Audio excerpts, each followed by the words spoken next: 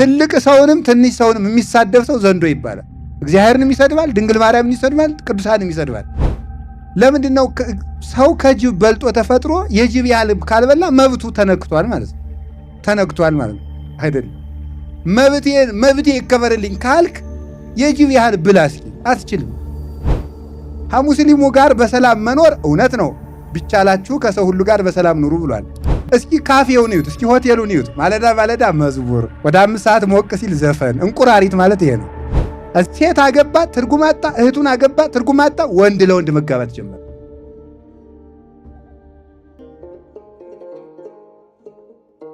የሰው ልጅ የህሊና ውድቀት የመጣበት 3 ጥያቄዎችን ባለመመለሱ ነው። 3 ጉዳዮችን ምክንያት አድርጌ ያነሳለሁ ብያለሁ። 3 ጥያቄዎችን ባለመመለሱ ነው። የመጀመሪያው በምድር ላይ የሚኖር ሰው ለመባል የሚበቃው እነዚህን 3 ጥያቄዎች ሲጠይቅ ነው። አንደኛው እኔ ምንድን ነኝ የሚል ጥያቄ ሲጠይቅ ነው። ሁለተኛው ደግሞ እኔ ምን ላደርግ ወደዚህ ምድር መጣሁ የሚል ጥያቄ ነው። ሶስተኛ ወዴት እየሄድኩ ነውና የት ደርሳለሁ የሚል 3 ጥያቄ መጠየቅ አለበት። እኔ ምንድን ነኝ ብሎ ሲጠይቅ መልስ መመለስ አለበት። ልጅ ያግባም ይመንኩስም ይሾምም ሳይንቲስትም ይሁን ሹፌርም ይሁን ሌላም ነገር ይሁን በየትኛውም ጉዳይ ያለ ሰው እኔ ምንድን ነኝ ብሎ መመለስ አለበት። እኔ ምንድን ነኝ? እኔ አሳ ነኝ ወይ ቢል አይደለህም ይሆናል መልሱ። ጅብ ነኝ ወይ ቢል አይደለህም ይሆናል መልሱ። አይጥ ነኝ ወይ ቢል አይደለህም ይሆናል። አህያ ነኝ ወይ ቢል አይደለህም ይሆናል። ፈረስ ነኝ ወይ ቢል አይደለህም ይሆናል። በቅሎ ነኝ ወይ ቢል አይደለም። እባብ ነኝ ወይ ቢል አይደለም። ውሻ ነኝ ወይ ቢል አይደለም ይላል። ምንድነህ? ሰው ነህ። ይህን ማወቅ አለበት ማለት ነው። ሰው መሆኑን አንድ ሰው ማወቅ አለበት ማለት ነው። ሁሉን የሚበላ ከሆነ አይጥ ነው ማለት ነው። ይህ ሰውዬ ሰው አይደለም ማለት ነው። ተንኮለኛ ሆኖ ሰውን ወበከመ አርዌ ምድር ጽምምት እዘኒሃ እንተ ይትሰም ቃለ ዘይረቀያ፣ ጆሮዋ እንደ ደነቆረ እባብና የምትነድፈውን ብቻ ፊት ለፊት እንደምታይ እባብ ነው ይላል። ተንኮለኛ ሰው ማለት ነው። እግዚአብሔር እባብን እሷ ብዙ በደል ስለበደለች እሱም በድሏታል። አንደኛ በእግሯ እንድትሄድ እግር አሳጥቷታል። ሁለተኛ መሬት ለመሬት እንድትሳብ አድርጓታል።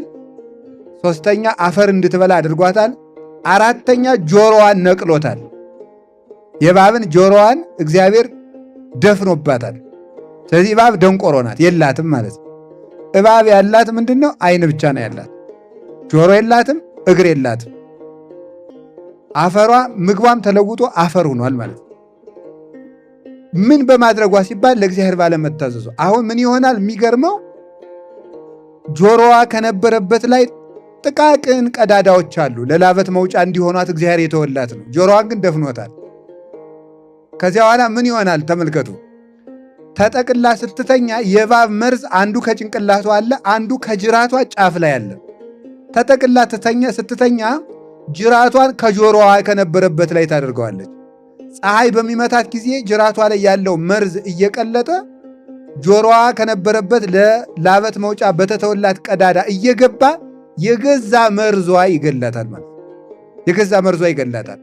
ይህ ምንድነው? ጆሮ የሌላቸው ተነግረው የማይሰሙ ለእግዚአብሔር ጆሮ የሌላቸው በገዛ ክፋታቸው የሚጠፉ ሁልጊዜ ሰውን ማጥፋትን ብቻና ተንኮልን ብቻ የሚያስቡ ሰዎች እባብ ናቸው ማለት ነው። ምንም የሚያደርጓቸውን የማያውቁ የሚጫኗቸውን የሚጫኑ እነዚህ ነው አህዮች ናቸው። አሁን የምንኖረው በዚህ መልኩ ነው ማለት ነው። በጣም ነው የሚገርማቸው። የሆኑ ሰዎች የሆነ ጉዳይ ያደራጃሉ፣ እኛ እንደ አህያ እንጫናለን። ወይም ሜሞሪ ነው ሰው ማለት ነው። 2 ጂቢ ስንት ጂቢ ናችሁ እናንተ? 1 ጂቢ 8 ጂቢ 32 ስንት ጂቢ ናችሁ የምትጫኑ? ሚሞሪዎች ናችሁ እናንተ ማለት ነው። አንዱ ፖለቲካ ይጭናሃል፣ አንዱ ዘፈን ይጭናሃል፣ አንዱ ፊልም ይጭናሃል፣ አንዱ ድራማ ይጭናሃል። ሳታውቀው እንደ አህያ ስትቃዥ ውለህ ታድራለህ ማለት ነው። ይሄ ነው ሚሞሪነት ማለት ማለት። ስለዚህ እኔ ምንድን ነኝ? እኔ አህያ ነኝ ወይ? እኔ ሜሞሪ ነው ወይ ነኝ ወይ? ማንም የሚጭነኝ የገዛ ሰብዕና የለኝም ወይ ብሎ ማሰብ ይገባል ማለት። አንተ አሳ ነህ ወይ? አሳ ጭንቅላቱ አይበላም። እነዚህ ማሰቢያቸው የተበላሹ ሰዎች ናቸው ይላል ቅዱስ ባስልዮስ ዘቂሳርያ። ማሰቢያቸው የተበላሹ ሰዎች አሳ ይበላሉ።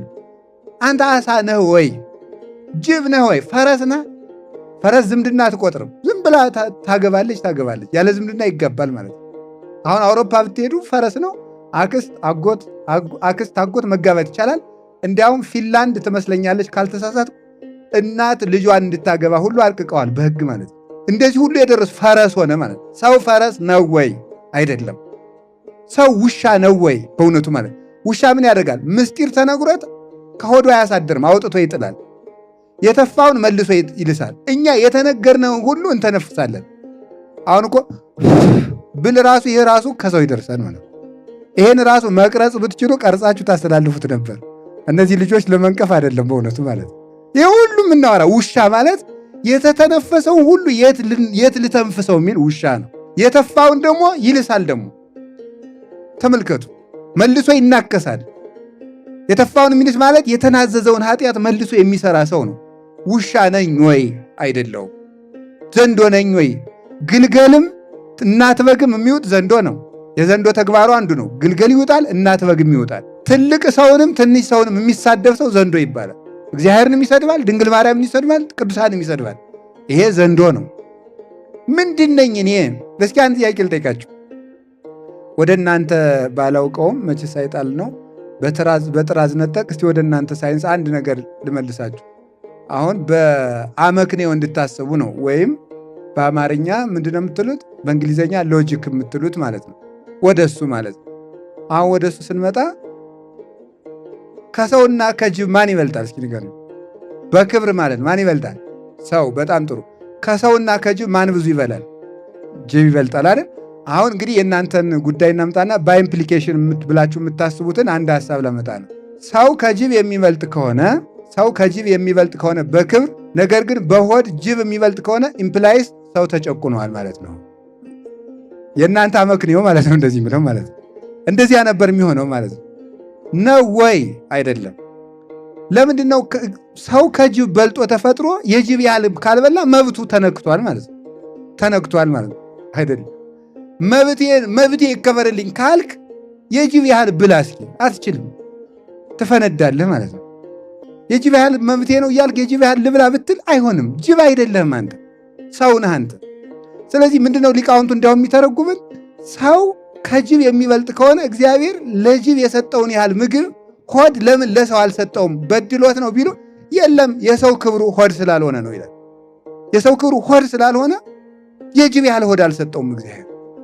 ጅብ ነህ አይደለም፣ በሬ ነህ። ማንም ጠምዶ የሚያርሰህ ሲፈልግ በፖለቲካ ቀንበር፣ ሲፈልግ በስርዓተ ትምህርት ቀንበር፣ ሲፈልግ በዘረኝነት ቀንበር፣ ሲፈልግ በዘር ቀንበር የሚጠምድህ አንተ በሬ ነህ አይደለም። ምንድነህ? ሰው። ተጎንብሰስ እንዳትሄድ አድርጎ የፈጠረ እኮ ሰው ስለሆንክ ነው። ለምን አልተጎነበስክም? የሰማይ ሀገር አለህ ማለት ነው። ቀና ብለህ የተፈጠርከው ለዚህ ነው። እንቁራሪት ነህ አንተ አይደለም። ቅድም የንታ መጽሐፍ እንዳስተማሩን ሙሴ በበትሩ እየመጣ ለፈርዖን የላከበት አንዱ መቅሰፍት ምንድን ነው? እንቁራሪት ነው አይደል? እነዚያን እንቁራሪቶች ሊቃውንት ሲተረጉማቸው ይላሉ፣ እንቁራሪት ስትሄድ ቀጥ ብላ አትሄድም። እንዴት ነው? አንዴ ወደ ግራ ዱብ፣ አንድ ወደ ቀኝ ዱብ። እነዚህ አቅጣጫ የሌላቸው ሰዎች ናቸው ይላል ቅዱስ ጎርጎርዮስ። ምንም ዝም ብለው አንድ ቀን ሲሰርቁ፣ አንድ ቀን ሲመጸውቱ፣ አንድ ቀን ሲዘምሩ፣ አንድ ቀን ሲዘፍኑ፣ ሁሉም አለንበት የሚል ማለት ነው። እዚህ ይመጣና በእውነቱ እኛ ተዋህዶዎች፣ እኛ ኦርቶዶክሳውያን፣ እኛ ቤተክርስቲያናችን እንጠብቃለን ይላል። ከዚያ ከሙስሊሙ ጋር ሲገናኝ ደግሞ ያው ነው፣ አላህም ያው እግዚአብሔር ነው፣ ያው ነው ይላል። እንቁራሪት ማለት ነው። ከሙስሊሙ ጋር በሰላም መኖር እውነት ነው፣ ቢቻላችሁ ከሰው ሁሉ ጋር በሰላም ኑሩ ብሏል። በሃይማኖት አንድ ነኝ ግን ብለህ ግን ማቻቻል ግን ውሸት ነው። እንቁራሪት ከዚያም ጥልቅ ከዚያም ጥልቅ። ይሄ ምንድነው? እንቁራሪትነት። እስኪ በሉ ሁላችሁም ከዛሬ በኋላ እኔ እንቁራሪት አይደለሁም በሉ ሁላችሁም። እስኪ ካፌውን እዩት፣ እስኪ ሆቴሉን እዩት። ማለዳ ማለዳ መዝሙር፣ ወደ 5 ሰዓት ሞቅ ሲል ዘፈን። እንቁራሪት ማለት ይሄ ነው። ከዚያም ጥልቅ ከዚያም ጥልቅ። ምን ያረጋሃል? ቀጥ ብለህ አትሄድም። ዘፈኑም ያምርሃል፣ መዝሙሩም ያምርሃል። ሰው ነኝ ብሎ ማሰብ ነው በቃ። ከክርስቲያንነት እንኳን አሁን እኮ ከክርስትናን ያልደረስኩም እያደረስኳችሁ አይደለም።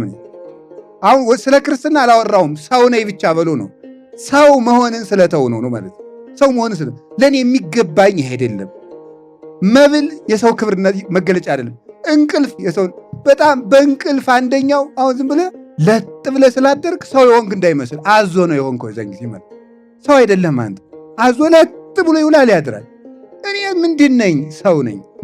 እኔ ምንድን ነኝ የሚለው መልስ ከተመለሰ በቃ የሰው ልጆች ሙሉ የሞራል ወይም የህሊና ልዕልና ይኖራቸዋል ማለት ነው። የህሊና ልዕልና ከፍ ያለ ኑሮ መኖር ይችላሉ።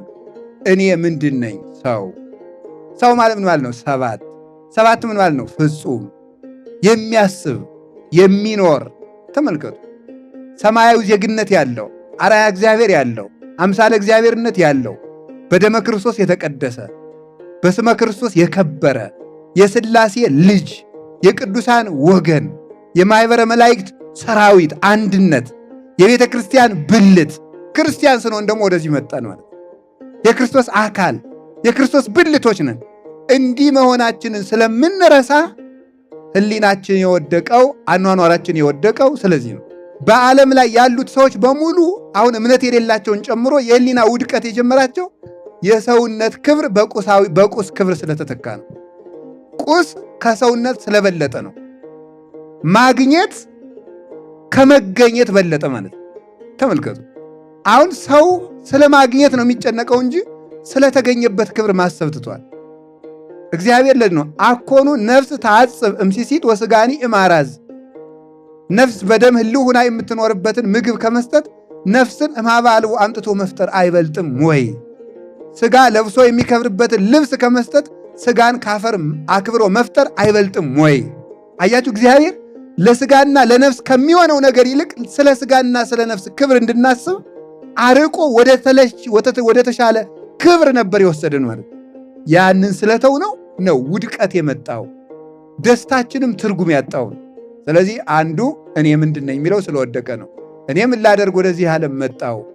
ወደዚህ ዓለም የመጣ ነው ለመንፈሳዊ ንግድ ነው ባጭሩ። ወደዚህ ዓለም ለምን እንደመጣ ያውቀው ማንኛውም ሰው የፈለገ የአንትሮፖሎጂ ሊቅ በሉት የባዮሎጂ በሉት ምን የፈለጋችሁን የኤፒስቴሞሎጂ በሉት የፈለጋችሁትን ሎጂ እየጨመራችሁ ጥቀሱት። ያ ሁሉ ብትጠቅሱት ለምንድን ነው ሰው የሆንከው ብትለው መልስ የለው። ለምንድን ነው የመጣኸው? ሰው የሆነው ለምንድን ነው? በቃ እግዚአብሔር መኖርን አታምንም። እኛ ከአይጥ የተሻለ አካል ያለ ለምንድን ነው? ለምንድን ነው እኛ ከሌላው የተለየ አካል ያለ? ለምንድን ነው ማሰብ የቻልነው? ለምንድን ነው ፈረስ ሞንታርቦ የማይሰራው? ለምንድን ነው ነብር ቤት የማይሰራው? ለምን አይሰራም? ለምን መኪና፣ ለምን አውሮፕላን፣ ለምን መንኮራኩር አላመጠቅም? ሰው በተለየ የተሻለ አይምሮ የተሰጠው ለምንድን ነው? እነዚህ ነገሮች ሁሉ ለምስክርነት የቆሙ አይደሉም ወይ? ስለዚህ የሰማይ ሀገር ቢኖረን አይደለም ወይ? ለምንድን ነው ደስታችንስ የማያበቃው? ሰው የማይረካው ለምንድን ነው? እንዲያውም እኮ የሰማይ ሀገር ለመኖሩ አንዱ ማስረጃው የሰው ልጆች ደስታቸው አላበቃ ማለቱ ነው። እግዚአብሔር መኖሩን ከምናስረዳበት አንድ ጉዳይ አንዱ የሰው ልጆች መርካት አለመቻላቸው ነው። ለምንድን ነው የማይረኩ ሲባል አንድ የቤተ ክርስቲያን ሊቅ ሲናገር ልባችን ለአንተ መቅደስነት ስለተፈጠረ አንተ እስከምትገባ ድረስ አይሞላም ይላል። እግዚአብሔር እስኪሞላ ድረስ ሰው ልጅ አይሞላም። አሁን ወደዚህ ሊወስዳችሁ ነው በእውነቱ ማለት ነው። ሰውን አያችሁ ደስታ አልሞላለት እንዳለ። ለምሳሌ ወደ ልብስ ልወሰዳችሁ። የዛሬ 10 ምናምን ዓመት ወደ የዛሬ 20 ዓመት ጀምሮ ልናስብ ጅንስ ሱሪ መጣ። ከዛ ጅንሱ ሱሪ ምን መጣ ደግሞ በጣም ብዙ ኪስ ያለው ሞባይል ጅንስ ታይላንድ ተብሎ ደግሞ መጣ። ከዛ ምን ወጣ ደግሞ ስቲኪኒ የምትባል መጣች ደግሞ በጣም ቃሪያ የሆነች ማለት ነው። ሩጦ ማምለጥ እንኳን የማታስችል ማለት ነው። ደግሞ የምታስገርበው ደግሞ እየሮጠችና ቤተ ክህነት ጭምር መግባቷ ነው። ይሄ ያስቃል። ገብታለች እኛም ቤት ማለት ነው። ያችን አድርጎ ሞጥ ይላል ሰው ሁሉ። ከስቲኪኒ ደግሞ ወዴት ሄደ? የተቀደደ ሱሪ። አያችሁ፣ ሰው በተሰፋ ልብስ መርካት ሲያቅተው በተቀደደ ልብስ መርካት ጀመረ ማለት ነው። እርካታን አጣ፣ መልስ አጣ። ደስታን ሁሉ ሞከረው፣ ደስታ ትርጉም አጣ። ሴት አገባ፣ ትርጉም አጣ። እህቱን አገባ፣ ትርጉም አጣ። ወንድ ለወንድ መጋባት ጀመረ። ትርጉም የለሽ ሆነ የሰው ልጅ ማለት ነው፣ ክቡር የሰው ልጅ። ስለዚህ ምንድን ነው እስመ ዘብሃቤከ የዐርፍ ነጽሮተ ኩሉ ነባብያን፣ የአይኳትያን የነባብያን የልባውያን የሰዎችና የመላእክት ዕውቀትና ምኞት ሁሉ አንተን ሲያይ ያርፋል ይላል አረጋዊ መንፈሳዊ። እግዚአብሔርን በማየት ደስታ ሁሉ ይፈጸማል። እግዚአብሔርን በማግኘት ሀብት ሁሉ ያልቃል። መጨረሻው ይሄ ነው። ይሄን ወጸግ በርኤ ስብሐቲከ እግዚኦ ቅዱስ ዳዊት ገጸ ምሕረትህን አንድነትን ሶስትነትን በማየት እጠግባለሁ አለ። እግዚአብሔርን ስላጣ ያዋቸው አውሮፓ ብትሄዱ አሜሪካ ብትሄዱ ዜጎቻቸው ደስታን ግብረ ሰዶም ተፈቀደላቸው፣ ሴትና ሴት መጋባት ተፈቀደ፣ ሁሉ ተፈቀደ። በመስታወት ሴቶችና ሴቶች ለወንዶች እርቃናቸውን ለመታየት በመስታወት ቤት ራቆታቸውን እንዲሄዱ ተፈቀደላቸው። አሜሪካ ውስጥ አሁን ይደረጋል። ሰው እንደነገረኝ ነው፣ አላየውም።